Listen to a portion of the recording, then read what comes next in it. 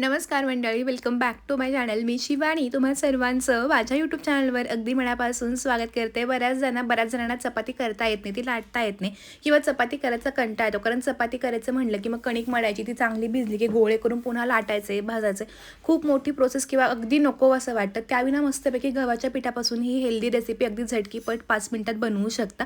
चला तर मग लगेचच सुरुवात करूया. तर त्यासाठी इथं बघा, एका बाउलमध्ये मी 1.5 वाटी इतकं गव्हाचं पीठ घेतलेलं आहे. आता ही रेसिपी ना मी साधारणपणे 3 ते 4 लोकांना अगदी पुरेशी होईल अशी बनवते. त्यासाठी ते मी 1.5 वाटी गव्हाचं पीठ घेतलं. 2 चमचे इतका मी बारीक रवा घेतलेला आहे. रवा बारीक असेल तर उत्तम रेसिपी जमते, मोठा असेल तरी पण चालेल, काहीच हरकत नाही आहे. आता यामध्ये ना थोडंसं चवीनुसार मीठ टाकायचं आणि ना हे सगळं चांगलं मिक्स करून घ्यायचं, जेणेकरून रवा आणि गव्हाचं पीठ आहे हे सगळं चांगलं असं मिक्स होईल. आणि त्यानंतर लागेल असं पाणी घालणं, ह्याचं एक सैलसर असं बॅटर भिजवून घ्यायचं. आता जेव्हा जेव्हा आपण हे पीठ तयार करतो तेव्हा गव्हाच्या पिठाच्या गाठी किंवा गुठळ्या होतात आणि त्या मोडताना खूप वेळ जातो.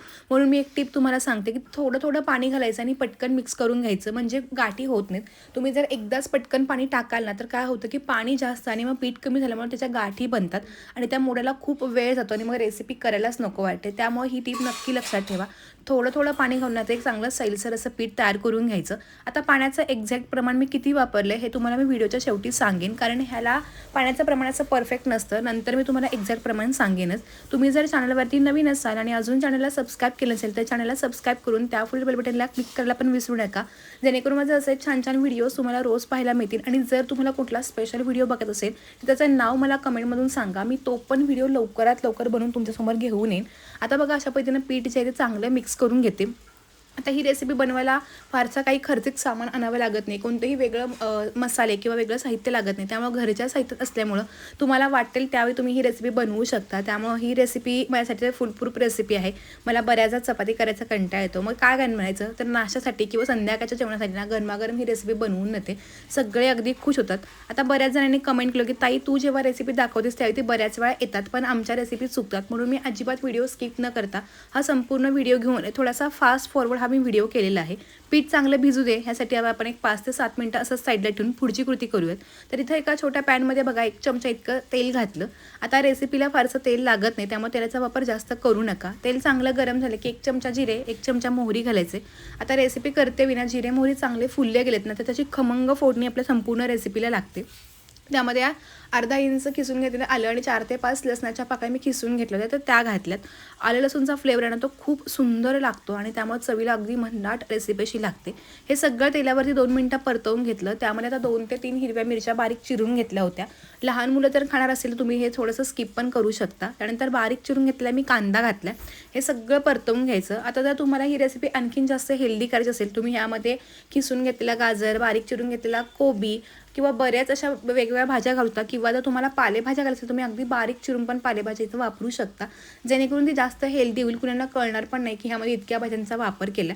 आता हे सगळं परतवून घेतलं. कांदा आपल्याला अजिबात मऊ वगैरे करायचं नाही, फक्त 2 मिनिटं मोठ्या गॅसवरती ना हे सगळं परतवून घ्यायचं. आता ह्यामध्ये एक मध्यम आकाराचा लाल पिकलेला टोमॅटो बारीक चिरून तो घातला. तो पण बघा सगळा चांगला मिक्स करून घ्यायचा. आता माझ्याकडे जास्तीच्या भाज्या नव्हत्या त्यामुळे मी वापरले नाहीत, फक्त कांदा टोमॅटो नेहमी घरी असतं तर तेच वापरून मी बनवलं. हे पण सगळं बघा चांगलं असं मिक्स करून घेतलं. छान असं या फोडणीमध्ये अगदी मस्त मिक्स झालं. तर गॅस बंद करून घेऊयात आणि आता ही छानपैकी गरमागरम जी फोडणी तयार करून घेतली होती, ह्याचे पीठ तयार करून घेतले तर त्यामध्ये घालायची. अशी फोडणी दिलेली जेव्हा आपण भाज्या घालतो ना कोणत्याही रेसिपीमध्ये, त्याची चव ना अगदी दुपटीनं वाढते. कारण जर नुसतंच कच्चा कांदा टोमॅटो टाकू त्याची चव आणि फोडणी दिलेल्या कोणत्याही भाज्यांची चव थोडीशी वेगळी लागते. त्यानंतर भरपूर सारी बारीक चिरून घेतलेली कोथिंबीर घातली. छान रंग यावा म्हणून पाव चमचा इतकी मी हळद पावडर घातली. आता हे सगळं बघा चांगलं असं मिक्स करून घ्यायचं. ह्यामध्ये कोणत्याही प्रकारचा सोडा किंवा इनो जात नाही, त्यामुळं ही हेल्दी रेसिपी आहे. माझ्या आजीला फार जास्त आवडते, कारण ती अगदी गरम गरम आणि मऊ मऊ लागतं ना, त्यामुळे पटकन तिला आवडते. ती नेहमी माझ्याकडे सांगते की ते बनव की गव्हाच्या पिठाचे छानपैकी अशी घावणं किंवा धिरडं नक्की बनवून दे. तर मी आठवड्यातून एकदा तरी नक्की हे बनवत असते. थोडंसं घट्ट वाटत होतं म्हणून पुन्हा थोडं पाणी घातलेलं आहे. आता हे पीठ कसं करायचं ते पण सांगते. जर तुम्हाला थोडं मऊ हवी असेल रेसिपी तर तुम्ही थोडंसं पाणी कमी घालू शकता, आणि जर तुम्हाला छान अशी मध्यम थोडंसं मऊ आणि थोडी कुरकुरीत हवी असेल तर साधारणपणे थोडं सरसरीत बॅटर ठेवायचं, कारण जर पीठ घट्ट असेल तर त्याला म्हणावी अशी जाळी पडत नाही आणि त्यामुळे ते कुरकुरीत होत नाही. थोडंसं सैलसर पीठ असेल तर त्याला छान जाळी पण पडते आणि त्याबरोबर ते कुरकुरीत पण होतं. तर कन्सिस्टन्सी तुम्ही पाहू शकता, अगदी अशा पद्धतीने केलेली आहे. अगदी पातळ पाण्यासारखंही नाही आणि अगदी घट्टही नाही, तर मध्यम अशा पद्धतीने करून घेतलेलं आहे. साधारणपणे 1.5 वाटी गव्हाच्या पिठासाठी इथं मला 3 ते 3.5 वाटी इतकं पाणी लागलेलं आहे. आता प्रत्येकाचं गव्हाचं पीठ किंवा रवा ह्याच्यावर देखील पाण्याचं प्रमाण थोडं कमी जास्त होऊ शकतं. तर आपलं कलरफुल असं हे जे पीठ आहे ते छानपैकी तयार झाले. आता लगेचच आपण मस्तपैकी धिरडे जे ते बनवायला घेऊया. त्यासाठी गॅसवरती इथं बघा एक मी नॉनस्टिकचा तवा ठेवला होता. तवा चांगला कडकडीत तापवून घ्यायचा, त्यानंतर थोडंसं तेल लावून घ्यायचं.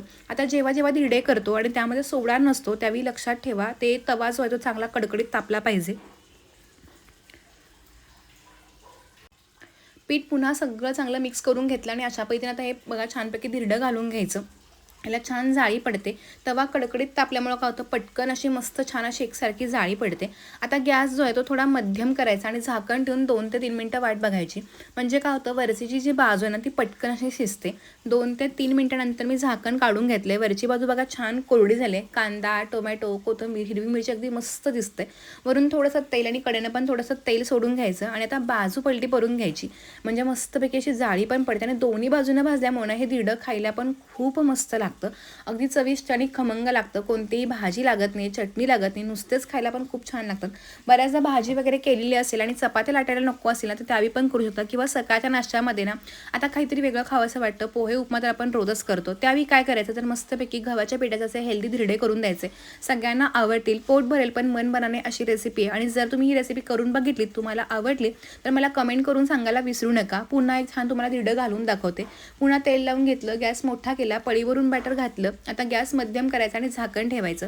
झाकण ठेवल्यामुळं धिरडं अगदी पटकन शिजतं, फारसा वेळ लागत नाही. तुम्हाला जास्तीत जास्त कोणत्या पिठाचे धिरडे आवडतात तर ते पण मला नक्की कमेंट करून सांगा. आणि तुमच्या नाश्त्यामध्ये रोज काय वेगळा पदार्थ असतो किंवा तुम्हाला नाश्त्यामध्ये काय खायला जास्त आवडतं तर त्या पदार्थाचं नाव पण मला सांगायला विसरू नका, जेणेकरून आपल्याला कळेल की आपल्याला एकमेकांना काय काय आवडतं. तर छान अशी धिरडी बघा दोन्ही बाजूने मी भाजून घेतली. मस्त अशी धिरडी गरमागरम तयार झाली. गरमागरम धिरडी असतील ना तर आपण 2-3 अगदी पोट भरेपर्यंत अनलिमिटेड धिरडी खाऊ शकतो. आता जर तुम्हाला हवं असेल तर तुम्ही मुलांच्या डब्याला पण ही धिरडे देऊ शकता. तुम्ही दह्यासोबत किंवा टोमॅटो केचप अगदी कशासोबतही सर्व करू. मी आज सकाळीच ही मस्तपैकी गव्हाच्या पिठाची धिरडी बनवलीत.